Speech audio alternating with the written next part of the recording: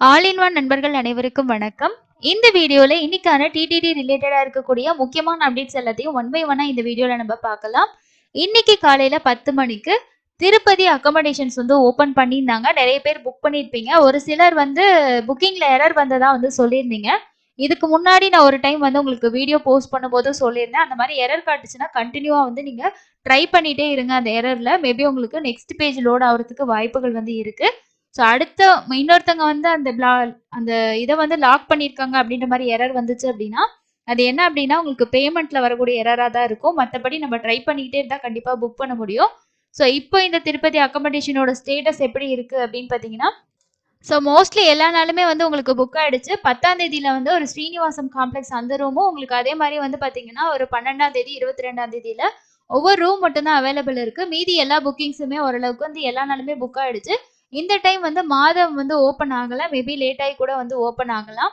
So இன்னைக்கு booking பொறுத்தவரைக்கும் வந்து பார்த்தீங்கன்னா, ஓரளவுக்கு நார்மலா தான் இருந்துச்சு. ஒரு சிலருக்கு வந்து எரர் மட்டும் வந்ததா வந்து நெறைய பேர் ஷேர் பண்ணியிருந்தாங்க. அதே மாரி திருமலையிலயும் வந்து ஒரு 2 நாளைக்கான ரூம் வந்து அவைலபிள் வந்து காட்டுச்சு. ஸோ புக் பண்ணியிருந்தீங்க அப்படின்னா வந்து சொல்லுங்க. அதே மாரி தலக்கோனா லொகேஷன்ல வந்து பார்த்தீங்கன்னா, ரூம்ஸ் வந்து இருக்கு.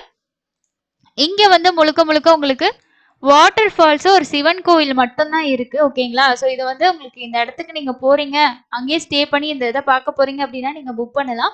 மத்தபடி நான் வந்து திருமலைக்கு தான் தரிசனம் போறேன் அப்படின்றவங்களுக்கு இந்த புக்கிங்ஸ் வந்து தேவையில்ல.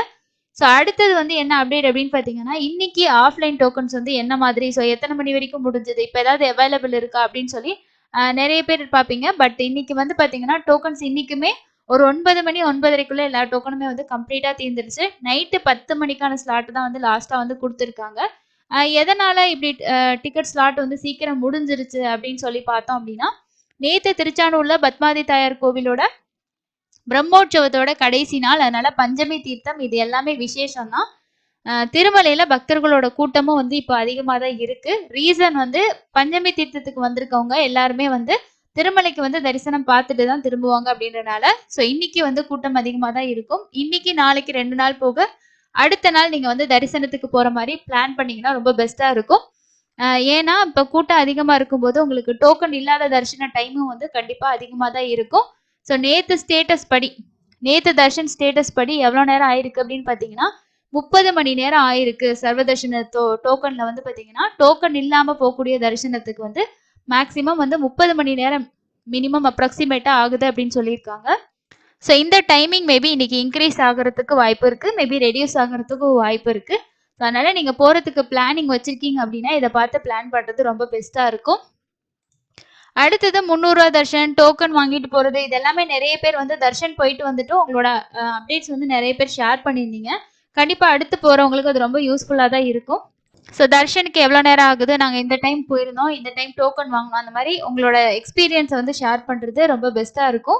ஸோ அடுத்த அப்டேட் நெறைய பேர் எதிர்பார்க்கறது வந்து, இப்போ ஜனவரி மாசத்துக்கான அப்டேட்ஸ் எல்லாம் ஏன் இன்னும் குடுக்கல அப்படின்னு சொல்லி. ஏன்னா நாளையோட வந்து மந்த் கடைசி அப்படின்றனால, நமக்கு கன்ஃபார்மா தெரிஞ்சிருச்சு. டிசம்பர் 1 வீக்ல தான் ஜனவரி மாசத்துக்கான டிக்கெட் எல்லாமே ஓப்பன் பண்ணுவாங்க அப்படின்னு சொல்லிட்டு.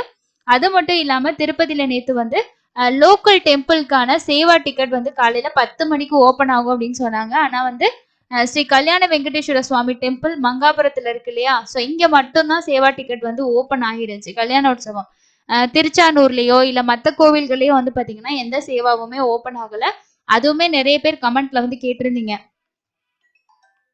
ஓப்பன் ஆகும் அப்படின்னு சொல்லி தான் சொல்லியிருந்தாங்க. அதுக்கப்புறம் வந்து ஒரு சிலர் எனக்கு ஒரு லேட்டஸ்ட் அப்டேட் வந்து ஷேர் பண்ணியிருந்தாங்க. என்னன்னா, இன்னைக்கு 29ஆம் தேதி வந்து மத்தியானம் 3 மணிக்கு மேல இந்த லோக்கல் சேவாஸ் எல்லாமே ஓப்பன் ஆகுன்ற ஒரு அப்டேட் இருந்த மாரி ஒரு பேஜ் வந்து ஷோ பண்ணியிருந்தாங்க. ஆனா வந்து திரும்ப அதுக்கப்புறம் நம்ம அந்த பேஜ ரெஃப்ரெஷ் பண்ணி செக் பண்ணும்போது பார்த்தீங்கன்னா, அந்த மாதிரி அப்டேட் எதுவுமே வந்து அதுல குடுக்கல. அதனால நம்ம கன்ஃபார்மா வந்து சொல்ல முடியாது.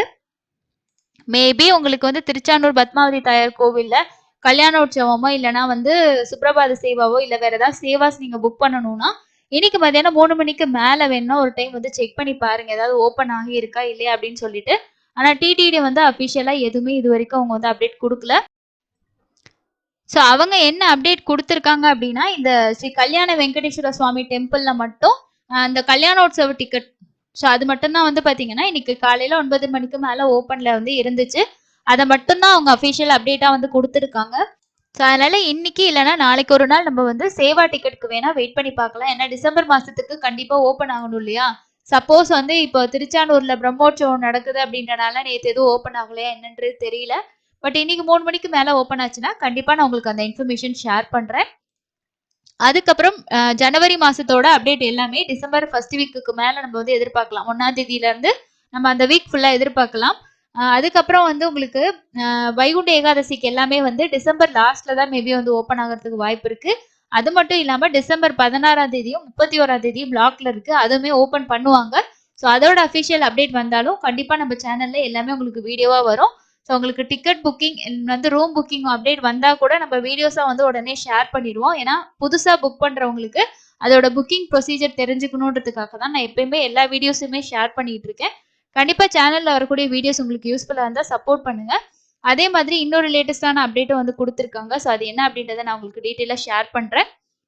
ஸோ இது என்ன அப்டேட் அப்படின்னு பார்த்தீங்கன்னா, திருமலையில இருக்கக்கூடிய வித்யுத் கட்டிடத்துல புதிதா கட்டப்பட்ட கோவிந்தா எம்எஸ்ஆர் ரெஸ்ட் ஹவுஸ வந்து நேத்து அறங்காவலர் குழு தலைவர் ஸ்ரீ ஒய்.வி. சுப்பாரெட்டி அவர் வந்து நேத்து மாலை வந்து திறந்து வச்சு ஒரு நிகழ்ச்சியில வந்து பேசியிருக்காரு. ஸோ அததான் வந்து குடுத்துருக்காங்க. இது வந்து ஒரு கெஸ்ட் ஹவுஸ் தான்.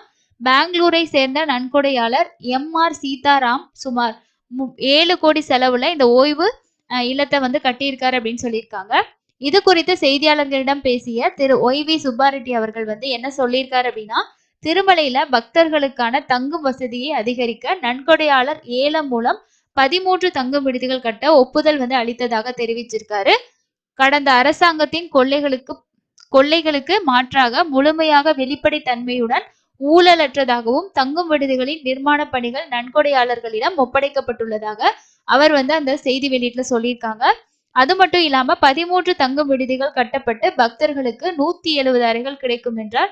கொரோனா காலத்துல பக்தர்களோட வருகை வந்து குறைவா இருந்த போது அறைகளை சரி செய்து புதிய தங்குமிடங்கள் கட்ட நடவடிக்கை எடுக்கப்பட்டது அப்படின்றதையும் சொல்லியிருக்காரு. கடந்த 6 மாதங்கள்ல பல ஆய்வுகள் நடத்தப்பட்டு நன்கொடையாளர்களுக்கு இந்த தங்குமிடங்களை டிசம்பருக்குள் முடிக்க அறிவுறுத்தப்பட்டுள்ளது. சீதாராம் தங்கும் விடுதி விரைவாக கட்டி முடிக்கப்பட்டது என்றார். ஸோ இதுதான் வந்து பார்த்தீங்கன்னா புதுசாக கட்டி முடிக்கப்பட்டிருக்க இந்த கெஸ்ட் ஹவுஸ். ஸோ நேற்று தான் வந்து ஓப்பன் பண்ணி வச்சிருக்காங்க. ஸோ அதை தான் உங்களுக்கு வந்து ஃபோட்டோஸாகவும் ப்ரெஸ் ரிலீஸாகவும் வந்து ஷேர் பண்ணியிருக்காங்க.